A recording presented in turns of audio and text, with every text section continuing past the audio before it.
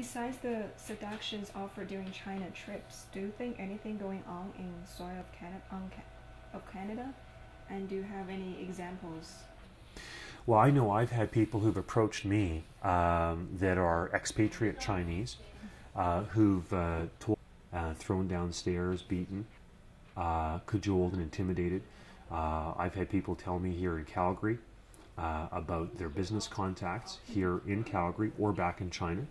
who have been intimidated and threatened and being told don't deal with that person because they're a Falun Gong practitioner. I've been told by people that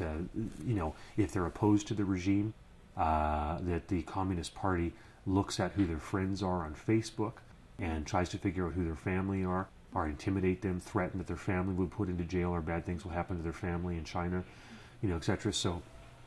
I am led to believe, based on all the things that I hear,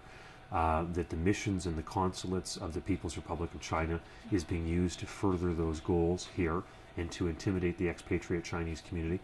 I had one lady when I was at a forum in Ottawa who was very afraid, stood up at the forum, was wearing a hat and dark sunglasses despite the fact she was inside and it was nighttime, okay, who was trembling to tell us that she wanted her children to be able to learn the ancient Kanjin Chinese characters,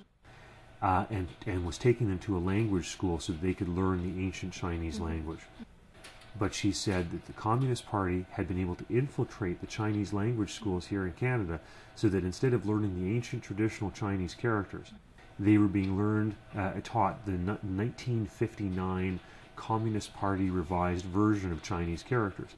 And she said that was deeply disturbing to her. The idea that even here in Canada, where she wanted her children to learn what it was to be truly Chinese and to learn the ancient traditional characters, was being influenced by the Communist Party such that her children would only be able to have access to the 1959 communist version of the Chinese language.